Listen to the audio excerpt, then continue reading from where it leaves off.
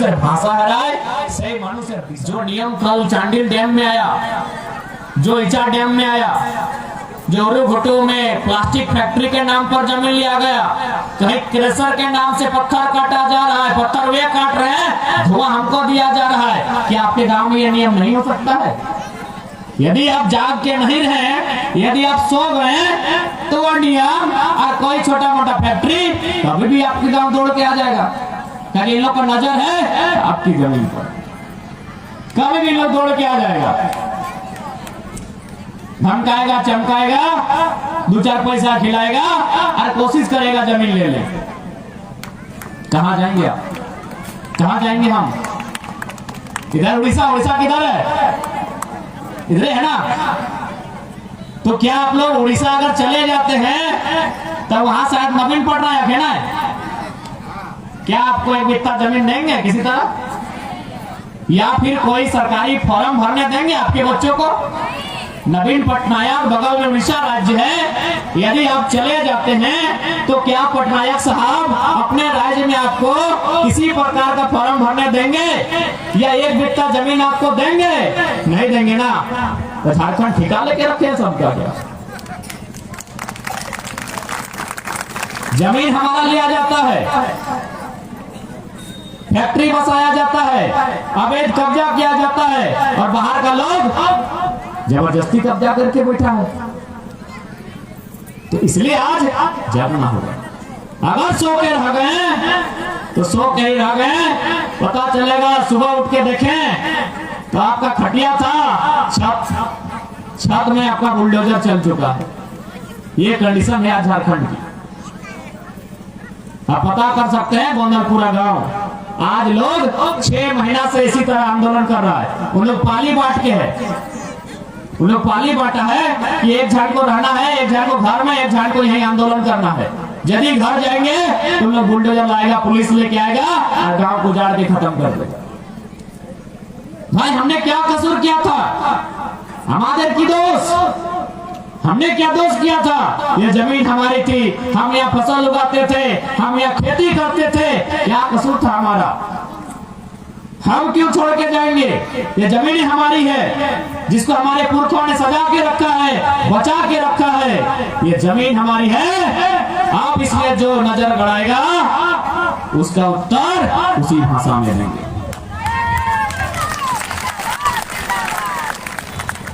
साथ ही साथ हम एक संदेश देते जाए कि आज के जो लड़ाई, लड़ाई शुरुआत है भाषा के साथ इस लड़ाई का शुरुआत हुआ है।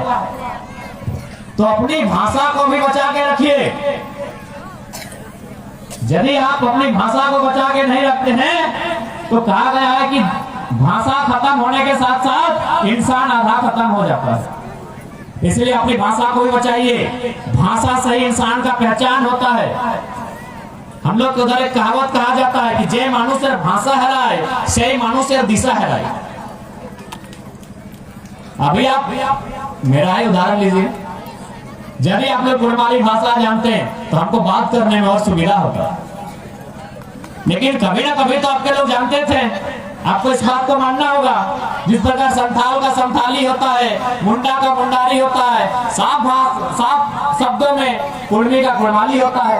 आप 20 साल पहले बोले हैं या 200 साल पहले बोले हैं, यानी आपकी भाषा थी। यदि आप जानते तो शायद हमको बात करने में थोड़ा सुविधा होता। इसलिए अपनी भाषा का भी महत्व होता है। आज असुरी भाषा के साथ साथ असुर लोग भी खत्म होने के कगार पे हैं। बिरहरी, बिरजिया, पहाड़िया, ये भाषा, ये लोग भी खत्म होने के कगार पर हैं, क्योंकि भाषा से इंसान का पहचान होता है। इसलिए झारखंड में बहुत सारे लोग हैं, बहुत सारे समुदाय हैं, उनकी अपनी अपनी कोई भाषा है। यदि अपनी भाषा को खत्म करते हैं वो इंसान धीरे धीरे खत्म हो जाएगा। इसलिए हमारे वहाँ कहावत है कि जे मनुष्य भाषा हराए से मनुष्य दिशा हराए। एवं हम छोटा सा उदाहरण से आपको समझाते हैं कि भाषा गुम होने से, भाषा हराने से दिशा कैसे हराता है। आप लोग इधर शादी के टाइम चौक पूरने का काम कौन करती हैं? चौक क्या पूरे को